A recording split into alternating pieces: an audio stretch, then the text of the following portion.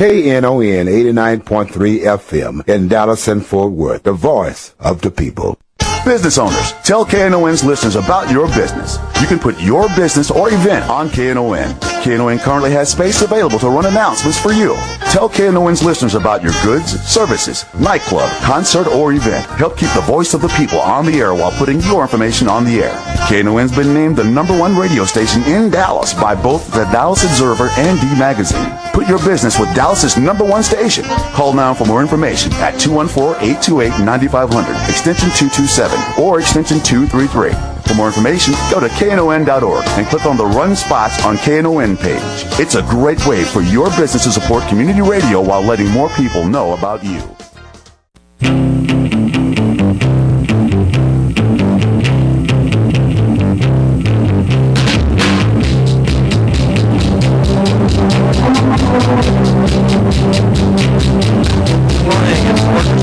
Lantz. The number is 972-647-1893. Here with Bonnie Mathias from CWA 6215. Yes, sir. Whole lot of stuff going on, and we want people to turn out. You know, when we announce this stuff, it's because we want you to come. Mm-hmm. February the 24th, Immigration Reform March in downtown Dallas. Tomorrow at 3 o'clock at City Hall. Tomorrow at 3 o'clock City Hall, or call TOP if you need more information, 214-810-4636.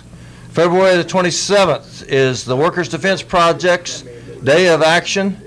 Call them. It's a bus to Austin is what it is, and I think it's free. I believe so, yes. 972-479-5080. This is on worker safety. Yes. The Workers' Defense Project is experts on the question of worker safety, particularly in the most dangerous occupation you can have in Texas, which is construction. We have the highest death rate, I believe, in construction accidents. Yeah, and I think the most irresponsible employers. Oh, that They're could be working it. on that. On March the 6th at 4:30 p.m., the Farm Labor Organizing Committee, also known as FLOC, wants to organize an action at 7-Eleven headquarters in Dallas, 1722 Routh Street, that's downtown, to improve the conditions of tobacco farm workers in North Carolina and the South. Farm Labor Organizing Committee is not the same thing as United Farm Workers, but it's very much, it does the same thing for the same people. Mm-hmm. It's just more on the East Coast. And their number to get in on that action is 704-577-3480. And that's to support the tobacco workers, farm workers. Right. March the 5th, the Austin March supporting the expansion of Medicaid. Yes. And everybody needs to go. Everything is happening on that. Have you noticed, Bonnie, that the governor of Florida and 6 other Republican governors have finally, even though they were doing the same thing that Governor Rick Perry of Texas was doing, which was making a grandstand, well, they finally admitted that, hey, this is free money from the federal government. We ought to take it for the benefit of our citizens. Yep. Governor Perry still says, no, he is not going to do it. But there are major forces lining up to try to get the expansion of Medicaid and insurance coverage for about nearly 2 million of the poorest Texans. Which would be a big credit to Texas if they would do it. Oh, my gosh. And we've only got really one big obstacle, and his name would be Governor Perry. His name is Governor Rick Perry. He spoke at a breakfast yesterday morning in Washington, D.C., and we had several top members at the breakfast, and quite a few more outside chanting during the entire breakfast, trying to convince him how important it is to take the money and take insure the federal people. money and expand Medicaid. Because if he doesn't take the federal money, some other state's going to get it. Yeah. So this is Black History Month, and we've had to put off talking about Black History because we had fund drive. We had fund drive for the last 3 weeks, but we didn't. It's not that Bonnie and I weren't worried about Black history. It's very, very, very important to labor. Yes. In fact, Martin Luther King said many times that the African American struggle and the Union struggle were very much the same thing. Absolutely. Now, one of the reasons for that is because so many Union members and so many of the best Union members are African Americans. That's right. That's right. And because African Americans are so committed to their unions. It's pretty amazing. I once asked an old white labor leader that I knew that everybody looked up to. This is B.J. Meeks. He's still alive. But he had been a major leader of my union since the mid-'60s. Wow. And so everybody asked him when they wanted to know something.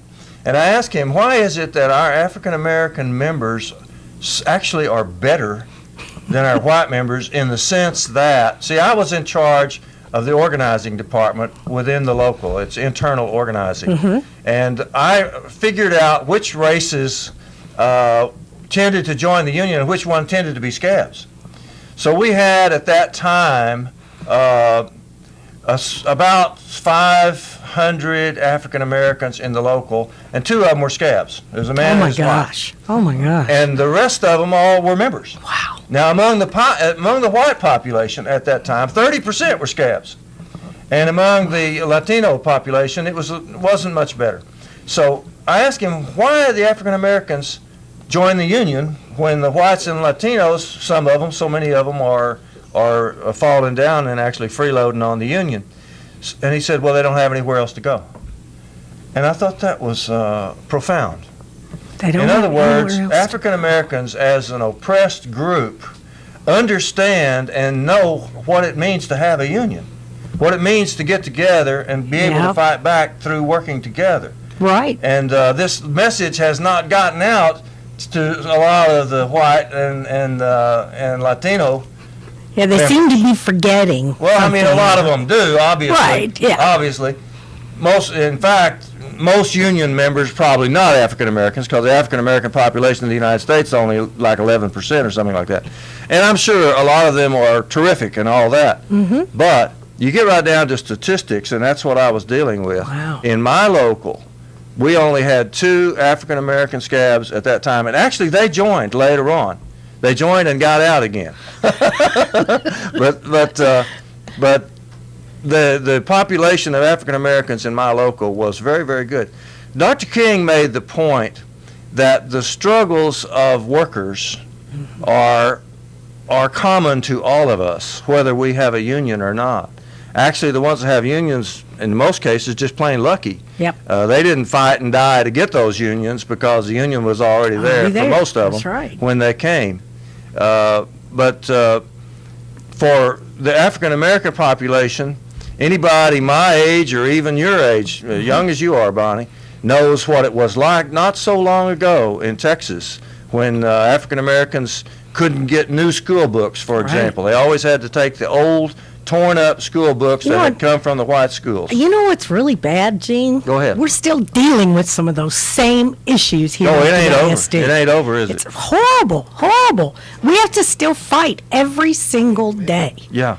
And if you got an opinion on this, 972-647-1893 is the number. KNON loves it when you call. Yes, we do too. So the point is, most African Americans are workers. Yes. Well, actually, most people. Are workers. But That's right. in the African American population, it's even a higher percentage. There's fewer of them, doctors and lawyers and store owners and that sort of thing, as they have struggled up from years and centuries of oppression, leading all the way back to slavery in the United States. So nearly all African Americans tend to be workers, and they tend to have good worker instincts, and so they tend to join the unions. That's and right. We're delighted to have them. Let's have Mickey get on. Is it Mick? How do you say this? Micaiah? Mikhail. Mikhail. Okay. Come on, Mikhail. Glad to hear from you. Hey, Gene, how are you? Yes, sir.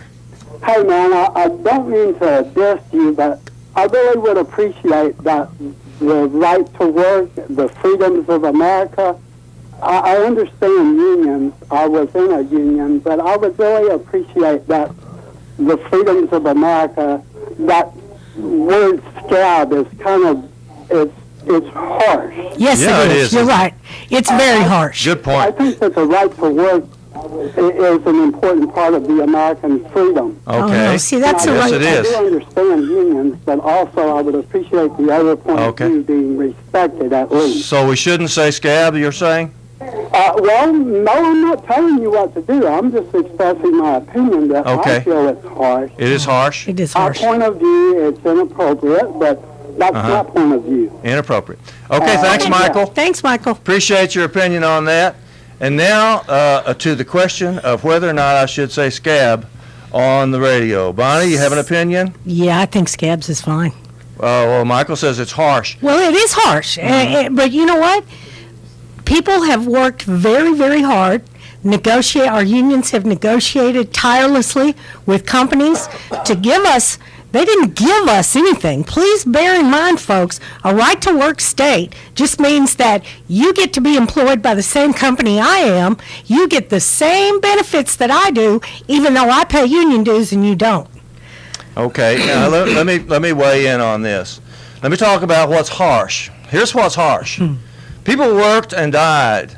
People worked and got killed. People worked and got hanged for the right to have a union. That's right. And for the right for working people to pull themselves up out of the mud, because that's where we were. Working people worked just like farm laborers had from can't see to can't see, and for nothing, for almost nothing.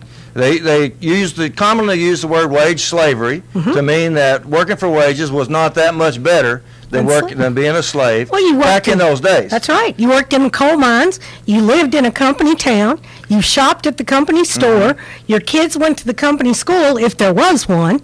And you basically had nothing other than what the company had provided. And then along comes somebody. Like Mother Jones. A big government. No, I'm talking about a big government. Oh, yeah. Big government politician that passes a law that says, well, we are going to break those unions one way or the other, and one of the ways we're going to do that is we're going to create this ridiculous slogan called Right to Work, and we're going to use that to get the ability for people to get in the union and undermine it, so that the union will have to pay for everything they do, will have to answer their grievances, and they will be able to freeload on the honest members of that union. That is harsh. They are taking money right out of the mouths of the children of their co-workers, and they're scabs. That's right. And I can't think of a better word for it, so scab, scab, scab. I appreciate and respect your view, Michael, but you ain't been there, you don't know, and you haven't thought it through. People who are undermining the union movement in the United States are freeloaders and scabs. That's right. And the sooner we get done with them, the better. They're not our main enemy. They're not the biggest problem. The biggest problem is the bosses. Yep. Always has been the biggest problem. But they're a little problem, and they ought to know what they are, and what they are is scabs. You can look it up at the dictionary. It's someone who ought to be in the union and isn't. It's someone who crosses a picket line when he or she shouldn't. Yep. That's a scab. If you're one, I'm sorry out there, people that are listening. Sign a card. It's good for you to know what you are. Sign a union card, then you won't be a scab anymore. How about that? If you don't have a union where you work, then you're not a scab. That's right. But people who should be in the union and are not are scabs. It's in the dictionary. So we're going to continue using that. You think I didn't catch a lot of heck over this in my own union when I first started doing it? I'm sure I first started publishing. This was in 1985. We had just had a major fight, almost lost. We almost lost everything at my union local 848 out at that time it was LTV Corporation. And so I started the organizing committee to try to get the 30% of non-members to join the union. And people started jumping on me right and left. Why, how dare you talk to my friends this way? I have dinner with so-and-so. I carpool with so-and-so.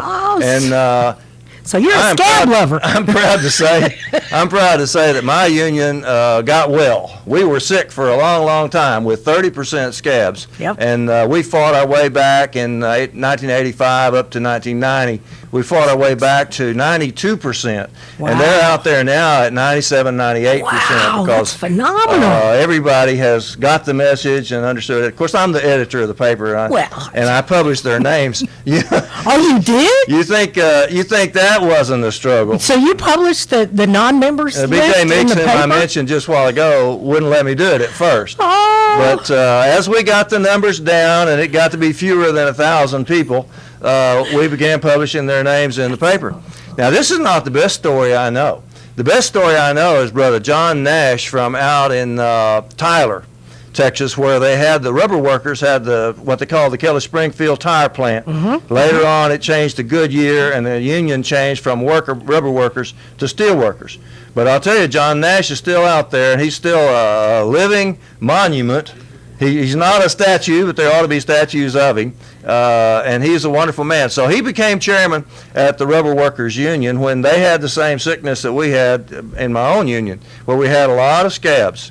And John Nash bought a billboard out in front of the plant. They paid for a billboard and published the names of the scabs on the billboard on the highway. I love it. And he got down to where there were no scabs in that I'll plant. bet there were. You know, and we have people call, why do you got mine? You got the non-union members sitting on the union board. You can't do that. Yeah, we can. Yeah, we can. The thing is to keep in mind in politics is that the cockroaches do not like the light. That's right. And right will triumph if you can just get the truth out there. So it is hard to do. But after I started publishing the names in the paper, we started seeing a great diminution of the number of non-members and freeloaders in my union. And the truth is, they're not horrible people. No. They just saw a way that they could get by, you know, kind of skate by. Didn't know the difference, didn't really know what the union meant or how important it was. They're uneducated. Or the consequences of their actions and that sort of thing. And they turned out to be pretty good.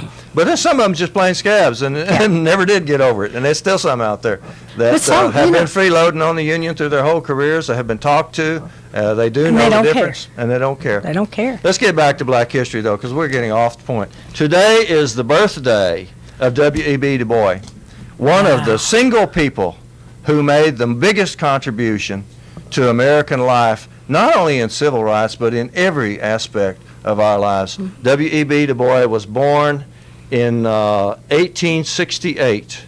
He is known as the longtime editor of the Crisis magazine, the NAACP. He's usually credited with having started the NAACP, which is not exactly true. He didn't start the NAACP, but he was the head of it for a long time. Tony's on the line. Good morning, Tony. Thanks for calling KNON. Good morning. How y'all doing this morning? Good. Glad to hear from you, brother. Yes. I'm glad that you brought this up about blacks being in the unions. Yes, sir. I had a conversation, 'cause I'm in a union. Mm-hmm. And some of the rights I have now is not because of what I've done, it's what the people who went before me put in place. And I'm treated as equal as anybody else in the union without being judged by color or gender. That's right. Now, I have people I work with who are staunch Republicans, who are anti-union, but they work for a union. Some of them even in the union, yeah. Yeah, it's true. And when the issues of Wisconsin teachers were happening, they was like they're wrong. They're taking public money. And when General Motors years ago were fighting for their lives, these same people talking about General Motors making money, the union was the employees making too much money.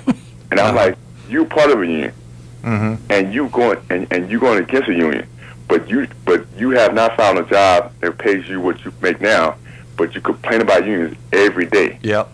And I think part of the issue is that the middle class. Well, I think most of the middle class will understand that people died for unions, and the people outside of unions benefited from unions because as union wages went up, their wages went up. Yeah, they want you to hurry, Tony, because we got to take a break. Okay. Well, I'll leave y'all with that. I'm just thankful that y'all talking about unions and the black people contributions. Thank you. Thank you, Tony. Thank you so much. My body door was missing. There's a machine set in its place. I turned around and KNON thanks you for your pledge to our recent pledge drive. Now is the time to make your pledge count. Send your pledge to KNON's P.O. Box 710909, Dallas, Texas 75371. If you missed our pledge drive, you can still support community radio by pledging on the web at knon.org. Your pledge only counts if you pay it. That's KNON Box 710909, Dallas, Texas 75371. Be sure to put the name of the show you are supporting on the check, money order, or the envelope. Questions about KNON Pledge Drive? Call 214-828-9500, extension 234. would you help the world divine? This is Sonny Boy Mark, and I'd like to take a minute here to tell you about over 60 minutes of great blues listening available now on KNON's Texas Blues Radio Volume 5 Blues CD. This is some great stuff, folks. 15 tracks from the Two-Tones, Blues Boy Bo, Betty Whittington, Andrea Dawson, Kirkland James, Sonny Colley, Johnny Red and the Roosters, the Chris Watson Band, the Rough Cut Blues Band, Jeff Stone with Charlie Love, David Millsap, Sir Loin and the Ass Kicking Machine, Michael J. and the Paul Bird Band, and JJ and the Detonators. The 1,000 copies we made are selling fast, and we won't reissue it. Get yours now at Forever Young Records in Grand Prairie, Record Town in Fort Worth, and in Dallas at Bill's Records and Rewind Music. The CD is available as a download at cdbaby.com. All proceeds benefit KNON, sponsored by Forever Young Records. Vinyl copies available at Forever Young Records only. For more info on Texas Blues Radio Volume 5, visit knon.org. Your ears been bending for some blues? Well, feed them the real thing with Texas Blues Radio Volume 5.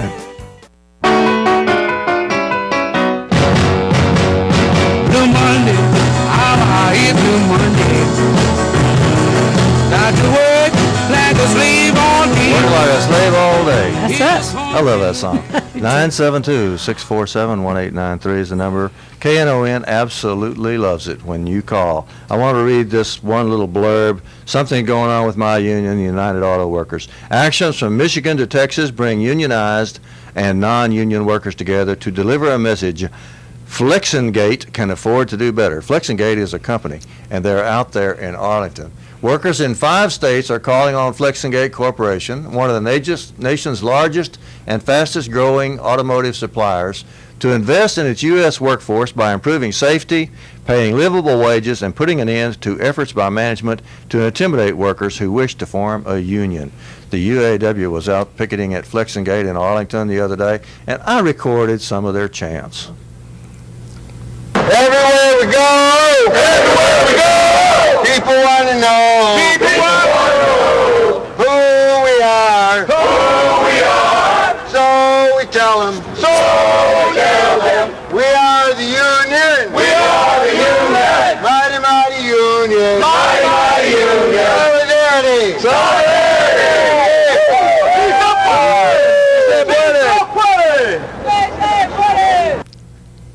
Hey, on behalf of Gary Jones and Danny Trull and Vice President Cindy Estrada, we thank you guys for coming out. We needed this to start to support again, and I think these guys know that we support them. And at this point, the International Union will take up the fight. All right. Thank you very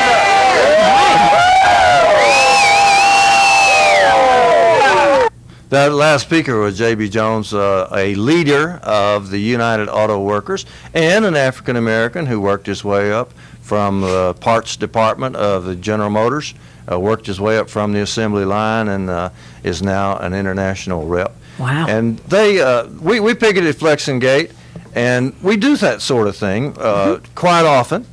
Yesterday, speaking of African Americans, we had a picket line, and at first I thought I was the only Anglo out there, but there was one other Anglo.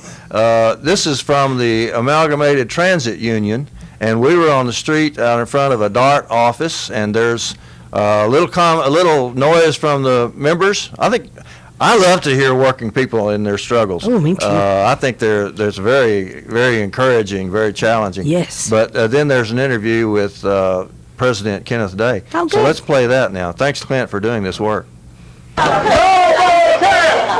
No more cabs! No more cabs!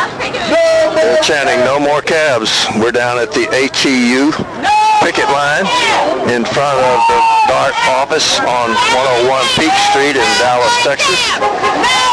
No more cabs, they're yelling, because the subcontractor on this DART subcontract has been using cabs instead of ATU drivers on some of the routes that they drive. And so they're saying no more cabs. They're also saying no layoffs, and they're also saying no cutbacks. Equal pay. I'm standing next to Kenneth Day, who is the president of the local. We are one. Kenneth Kirk's here too. We are one. ATU! ATU! We are one. We are one. ATU! ATU!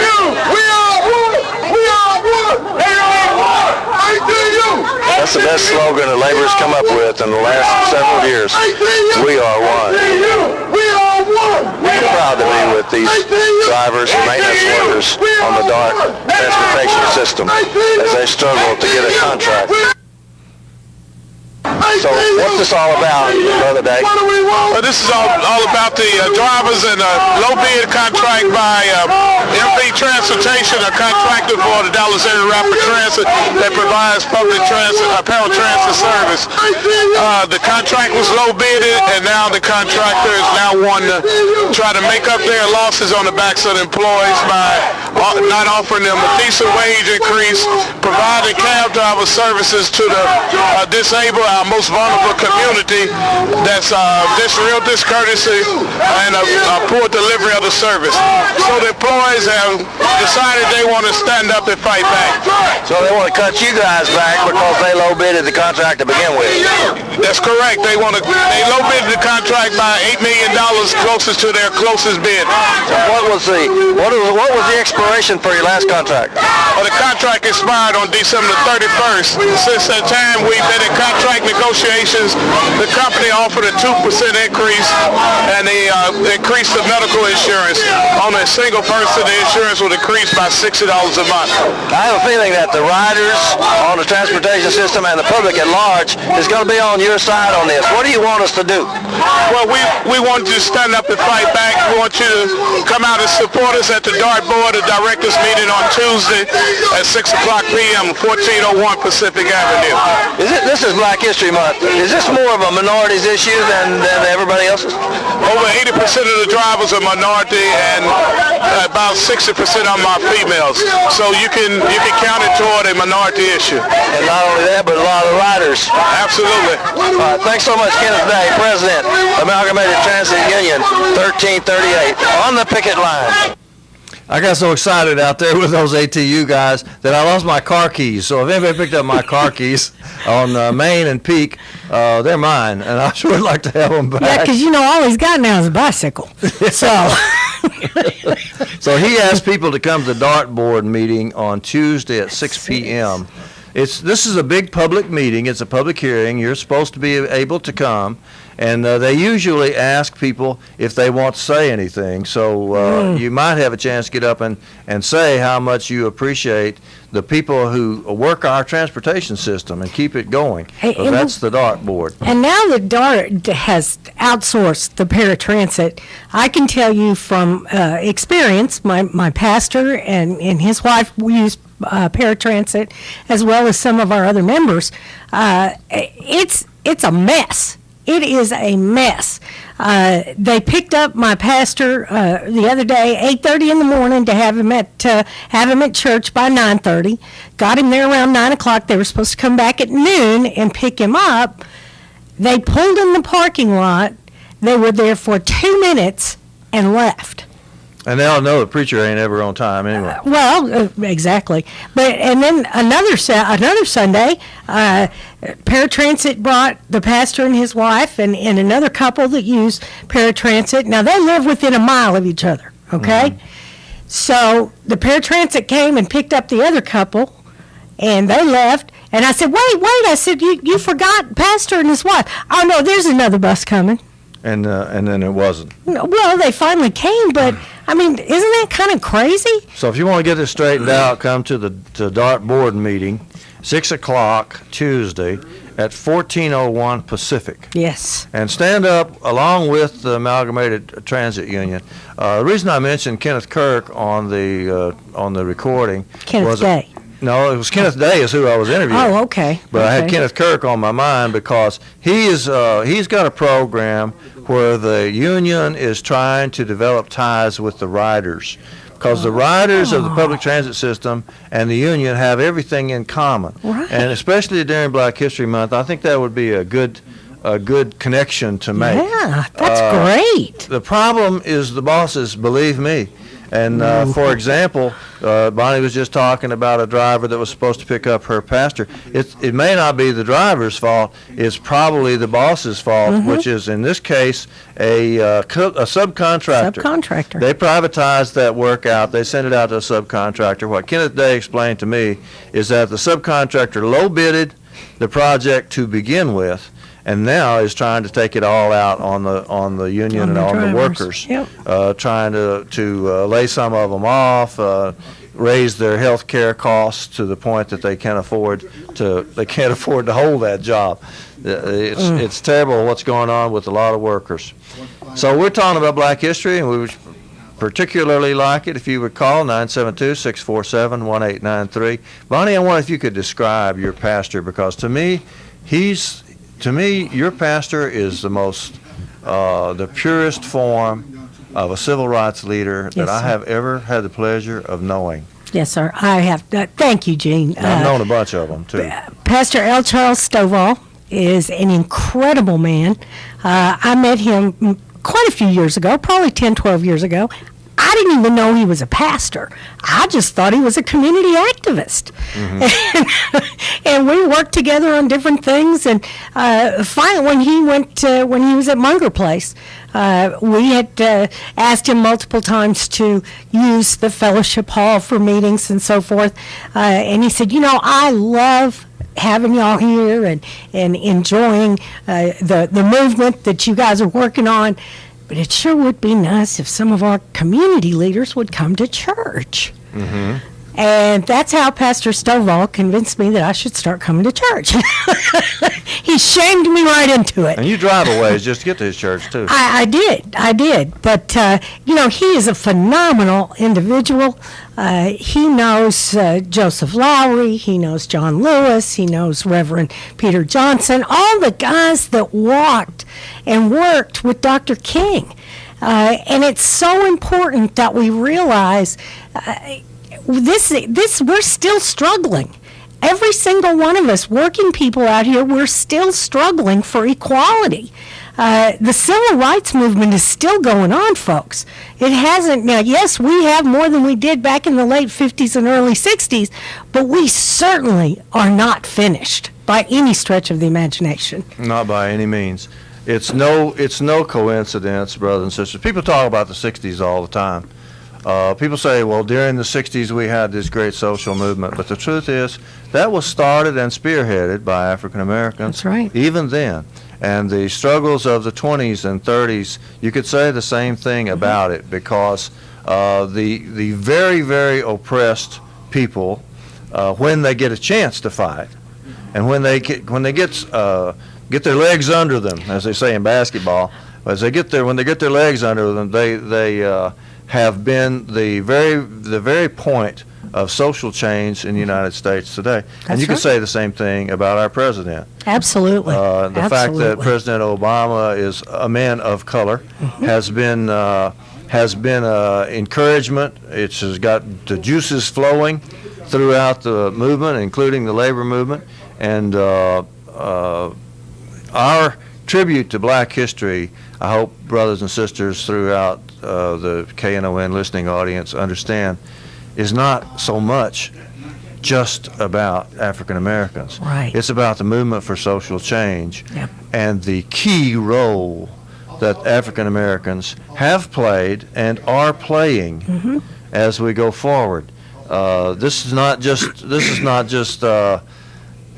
Black History Month. No. It's also about our struggle to get up out of the mud and to improve our lives. We only do that to the extent that we bring everybody with us. We can't make it alone. No. Contrary to popular belief. White workers may think that they can get along without their African American brothers and sisters. Not me. But when they try it, they find out that they were wrong. Yep. I notice in my notes about labor history that the Knights of Labor are mentioned because the Knights of Labor tried to form a workers' party. I don't have the date right in front of me, but it's in here somewhere. Oh, here it is, February the 22nd of 1892. Representatives of the Knights of Labor and the United Mine Workers met in St. Louis with 20 other organizations to plan the founding convention of the People's Party. This was in 1892. Wow. The Knights of Labor, unlike the AFL, was always anti-racist and had black leaders, had a black vice president from the very beginning. And so did the People's Party of Texas have African American leaders. And that's why the People's Party of Texas is widely respected by historians, because the People's Party, the progressive movement, what they call the progressive movement of the 1890s, was largely racist. It came out of Georgia and was very much a racist organization, but not in Texas. Really? Isn't that odd? That is odd. The People's Party of Texas had black officers and black spokespersons who strengthened and made this so much better than it was in the rest of the country. That's great. Let's see what Joe has to say. Thanks for calling KNON, brother. Hey, Dean, what's going on? Glad to hear from you. Hey, like your show, Dean. You're going to always hear from me. Good. Look, Dr. King and all minorities should be just proud of what just happened up in Farmers Branch there. You know, they won that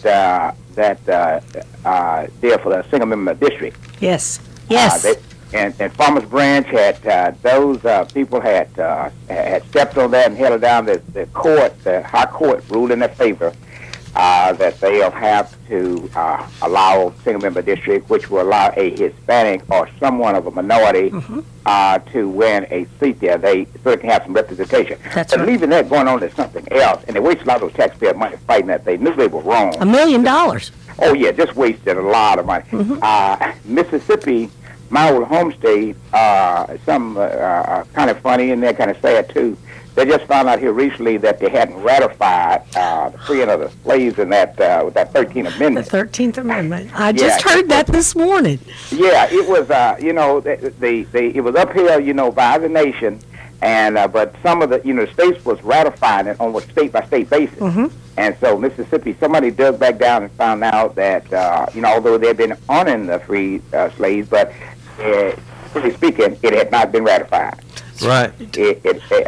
I mean, how sad. They finally took care of that, though. Yeah, they finally. Isn't that something? Here in 2013, they finally took care of that. We're talking 148 years. That's right. We're talking 148 years after. But in closing, will somebody please tell the Republicans that the election is over and that Barack Obama has whipped the mess out of Ryan? They now are arguing among themselves. They're ready to throw Routh over the fence. All they are doing is waste a lot of time and making a fool of themselves. This sequestering mess, I mean, give me a break. We know that all they're going to do is do a lot of posturing, and the train's going to roll on down the track. Have a good day. Thank you so much. I'm so glad he brought up the ratification in Mississippi. We should have brought that up ourselves. I forgot. I heard about that this morning. I had to kind of really stop and listen. I thought, oh my gosh, because they were the 26th state, I believe, at the time, and had not ratified it all these many years. It sat there on the books, if you will. But they finally, here in 2013, they finally took care of that in good old Mississippi. Everybody ought to see the movie Lincoln, too, just to see what politics is really all about and how President Lincoln was able to get the emancipation, to get 13th Amendment passed toward the end of the Civil War. And it was not that easy. He was a pretty phenomenal president, as we look at our presidents in the past. He's definitely... I have not seen the movie. I've got to go see the movie. It looks, everything that I've seen so far, it just looks so true to life. He really, really had to fight. Yes, he did. Of course, think of the millions of people who fought and died. That's right. In the Civil War, with that in mind. We'll be right back.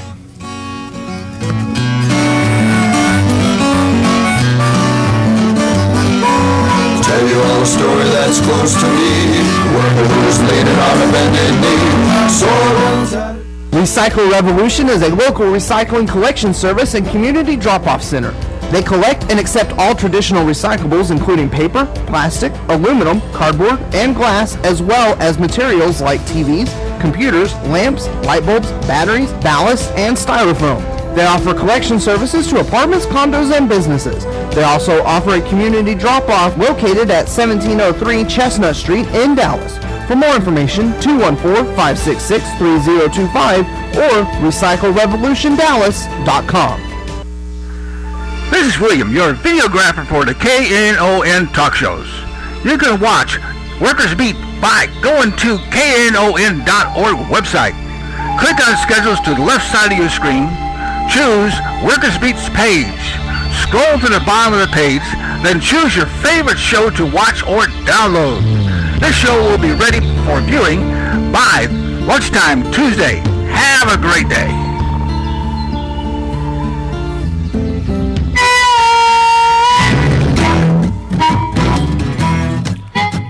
I wake up in the morning at 4:45. We're back on the Workers Beat, and the number is 972-647-1893.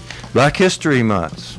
Bonnie and I have been talking about Black History Month. If you want to talk about it, call us at 972-647-1893.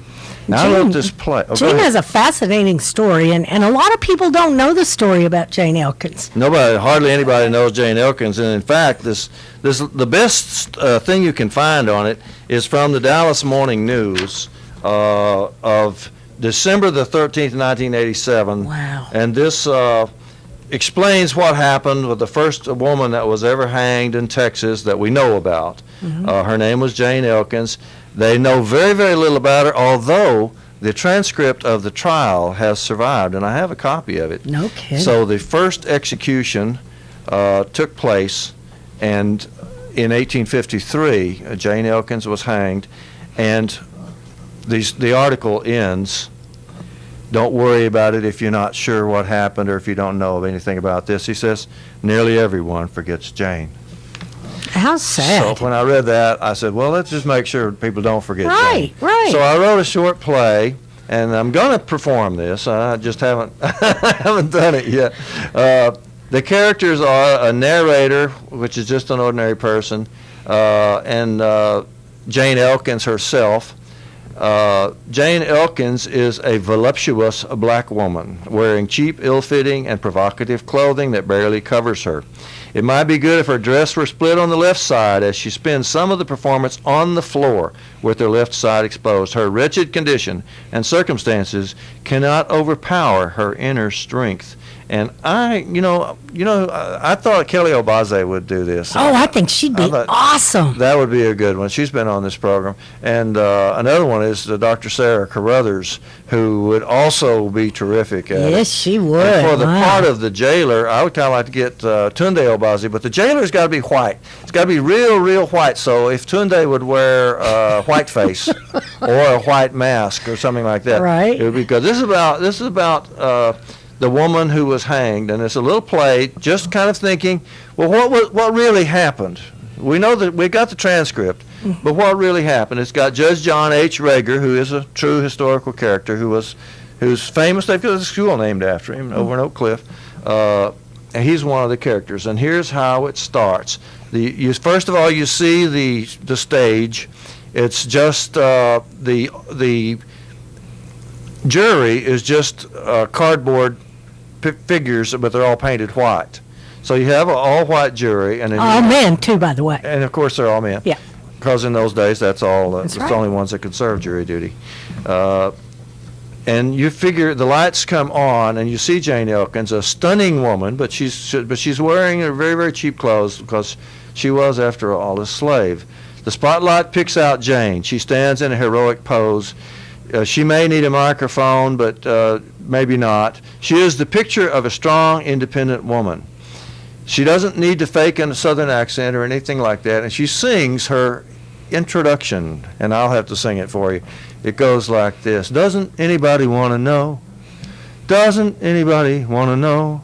Oh, I am Jane Elkins of Dallas County, on the day of my death, for they are hanging me. They're clear on the story, they know all the facts, that I killed John Wisdom with a double-bladed axe. But doesn't anybody want to know? When you hear my death screams and you hear my cries, doesn't anybody want to know? Doesn't anybody want to know? Doesn't anybody want to know? At that point, the jailer grabs her. The jailer is very, very white. He's like the other characters besides Jane Elkins. He's very quiet. He grabs her, pulls her over on the stage and throws her down on the floor, holds her down, pushes her head against the floor, and sings his little introduction, because he's the evil guy. I am the jailer of Dallas County. I do what I want and nobody stops me. Put up resistance, don't put up a fight, and I'll treat you fair just as long as you're white. And then the judge interrupts and says, hear ye, the court of Dallas County is convening. Judge John H. Reagan presiding. He sings his thing. I am Judge John H. Reagan of Dallas County. I'm bringing justice through history. I'm fair to all white men, for they are my brothers. I'm famous for fairness, except for the others.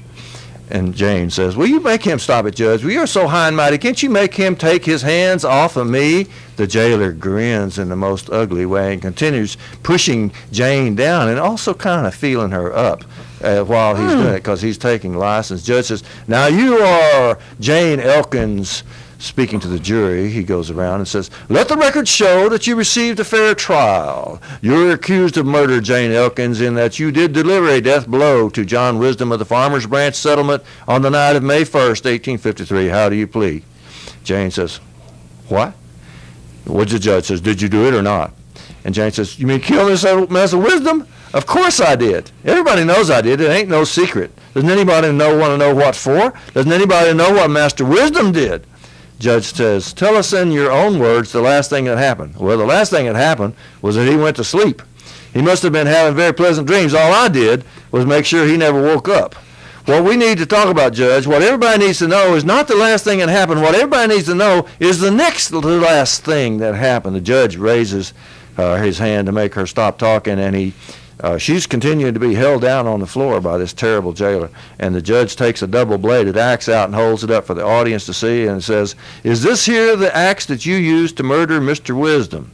And Jane struggles to get up and says, well, I'm not sure, Judge. That might be the axe. Let me see it for a minute. The judge jumps back in fright and snatches the axe back away from Jane, and the jailer grabs her and pushes her even more because they're terrified when she reaches for that axe. Judge straightens his robe up and says, let the record show that you, Jane Elkins, are the property of Attorney Elkins of Dallas County. Let the record show that your total value is $700. Let the record show that your legal and official owner is not objecting to this trial and my decision. Let the record show you were rented to John Wisdom of Farmers Branch to take care of his kids, and that on the night of May the 1st, 1853. You did with malice and aforethought murder, said John Wisdom with his double-bladed axes. Do you have anything to say before I sentence you to be the first woman ever officially hanged in the state of Texas? Jane struggles to rise, and then the judge goes on. Before you even start, I'll let you know that we're not writing any of this down, because black people in Dallas in 1853 have no rights that any white man has to respect. Then he turns to the jury, and the judge says, let the record show that this Negro girl has nothing to say. And then to the audience he says, we will forget this Jane Elkins just the very minute that we hang her dead. Jane casts off the hands of the jailer and rises. She sings her plea. Doesn't anybody want to know? Doesn't anybody want to know? And the judge begins to sing his song, and then the jailer begins to sing his song. And Jane, of course, they both tail off. The light goes back to just Jane standing alone on the stage and says, doesn't anybody want to know? Oh, I am Jane Elkins of Dallas County, on the day of my death, for they are hanging me. They're clear on the story. They know all the facts that I killed John Wisdom with a double-bladed axe. Doesn't anybody want to know? When you hear my death screams and you hear my cries, doesn't anybody want to know? Doesn't anybody want to know? Doesn't anybody want to know why? The curtain closes. It's a really sad story. She was loaned to Mr. Wisdom. His wife had passed, and he had children, and she was rented to Mr. Wisdom to take care of his children. That's really all we know. Right. That's all we know. And the judge said that she had nothing to say, which that's bound to not be true. No, I'm sure not. The transcript said that she had nothing to say, but it did say that she was worth $700, which was that's a lot of money. There's a site online that you can figure out how much $700 was in 1853, and it would buy a cheap used car today. Wow. It'd be about $2,100. Wow. And so you could buy a person back then and do almost anything to them, I guess. Mm-hmm. And so the question comes up is, why did Jane Elkins kill Massa Wisdom? Well, the story goes. And why did they hang her, and why did they hush it up like they did? The story goes, he came to her and raped her, violently raped her. What else could it have been? Oh, my goodness. 972-647-1893 if you have an opinion, if you want to talk about it. We're talking about black history, and I'm sorry if it's kind of uncomfortable. It should be uncomfortable. But we should not be comfortable about No. it today. We should know how bad it was and how bad it still continues to be for so many people. This is a very racist city and has been for many, many years. Yeah, have you ever read White Metropolis, a book about Dallas? Oh, really? Yeah. Ah. It's a book about Dallas. And if you get into American labor history, of course, a lot of labor history books are self-serving and, just the author wants to get his own views out. And a lot of times you see the heroes of labor, as if they didn't have any problems or anything. But if you also read African American labor history, and you find out, for example, A. Philip Randolph, who was the head of sleeping car porters for many, many years, and actually called the march on Washington in 1963. You find the minutes of the meetings of the AFL-CIO during the period that he was on the executive board, and he was the only African American on the executive board. He had a hard time getting the floor to talk, had a hard time getting any kind of resolutions passed. It was very, very difficult because American society was so thoroughly racist that it permeated the labor movement too. And even today, you will find African Americans having problems on the job that they have to go to the union for just because their bosses are so racist. Yep. And this it still happens today, folks. Comes up in my union does. all the time. Mine too. And you find union members. Of course, you always find union members that point out, and I think that the brother that called a while ago, Tony. When Tony called a while ago, he was making a point that a lot of union members, well, not a lot, but some union members don't even support the union. And if you check with most of them, you'll find race at the bottom of it. I've been the editor of the union newspaper for many years in my union local, and I'll tell you, for a long, long time, I only got one complaint, but I got that one complaint over and over again, which is you got too many dark people in that newspaper. And that's amazing. So the racism from the rest of the society permeates the union as well, and is a steady struggle among union members to try to get. Do you have somebody online? Okay, bring them on. I didn't know somebody was waiting. Good morning. Thanks for calling KNON. Hi, friend. Yes, sir. Yes, sir. I just had a question. Reverend Charles Stovall is a big supporter and a part of my support system, but I have lost him since he left Munger Place Church. Please, could y'all please give me a contact number, or where is he the pastor now? Bonnie goes to his church, so she'll tell you where to go. Yeah, and if you leave your number with Doc, I'll give you a call and let you know where he is. Okay? Okay, and maybe you can have him call me, but it's just that I was trying to get that information. You bet. You just leave your number with Doc, and I'll get back with you. Well, that last week, but I wasn't able to make the connection. Okay. Okay, thanks so much. The fact is that of the people that I know that are still alive, there's nobody better than Charles Stovall. I got to agree with you there. In He's fact, an incredible man. I'm still mad because I was thinking about him last night because at the Civil Rights and Labor Song Fest that I organized last February during Black History Month, Reverend Stovall was the main speaker. He was going to come on and explain how labor and civil rights match up. How come they match up so well? And somebody told him he could only have 3 minutes. What? And I'm still mad that anybody would tell Reverend Charles Stovall that he could only have 3 minutes. So I'm still kind of boiling about that, and it came up last night, and I was thinking about it.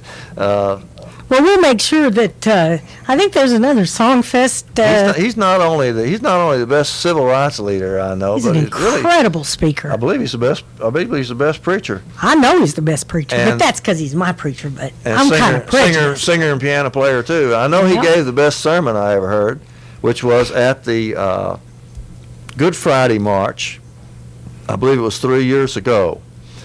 The Good Friday March occurs every Good Friday. The Dallas Christian something, DCPACP or something, puts it on, and that's really a good march for everybody, whether you're a Christian or not, because it connects the biblical admonitions and the stuff that the Bible tells you to do with just being a good, responsible person. Yeah, like being a nice, good, responsible person. That's what we're all supposed to be. That's a pretty good slogan. It's what would Jesus do? Oh, because some of the things people do nowadays in the name of religion has gone pretty far from what Jesus actually practiced and performed during his days. I don't want to get off on religion, but let's face it, in the civil rights movement throughout black history in the United States, it's been mostly the preachers that have led. It's also been some of the preachers that have led backwards, that have gone in the wrong direction. For example, in the struggle to organize Chicago meat factories, the companies went out and rounded up all the black preachers they could find to help them break the union, and they did. And they did succeed in breaking the union, because a lot of African Americans worked in those meatpacking industry. And this is documented in a very good educational TV program called The Killing Floor. They show that every now and then. Oh, I've seen that. And, that's oof. It's really, really excellent. Yes. So anyway, though, the African American preachers are, especially Dr. King and many others, and locally, Reverend Leroy Haynes, for example, had done a lot in this area, and but the king of them all, or the towering personality among them all, is Reverend Charles Stovall. Yep. You're a preacher. Is that somebody calling? No. Oh, well, that's just another number. Yeah. All right. Well, we're moving close to the end. We're going to have to get out of the way for Jim Schutz very, very quickly. That's right. And let people catch up on what's happening with city government, because that's the man that knows all about it. What a mess. What a mess. Yeah, and I hope people will realize right now the district attorney of Dallas is supposedly, it's been revealed, or somebody said, that he's under attack by the FBI. Don't forget that the FBI also attacked Dr. King. Yes, they so did. Just because somebody being investigated by the FBI don't necessarily mean that they're evil people. That's right. Because the FBI gave a terrible time to Dr. King and gave a terrible time to the whole civil rights movement. So don't just necessarily think that somebody is bad just because the FBI. It might be a mark of distinction. That's right. Maybe Bonnie and I should be a little sorry that we've never been in. Oh, I'm betting we have dossiers in D.C. Well, maybe so.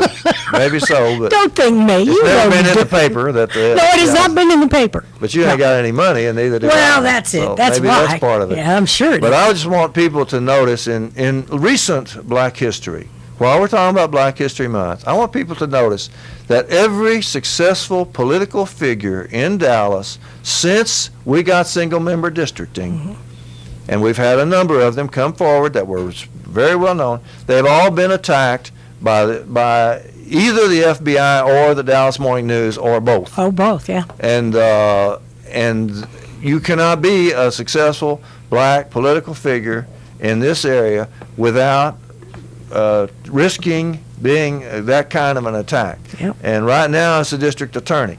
Now, I don't know if he's guilty of anything or not, but I do know he's African American, and I know he's under attack. And I know he's a damn good attorney.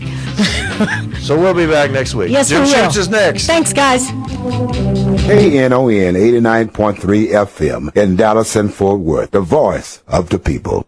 Business owners, tell KNON's listeners about your business. You can put your business or event on KNON. KNON currently has space available to run announcements for you.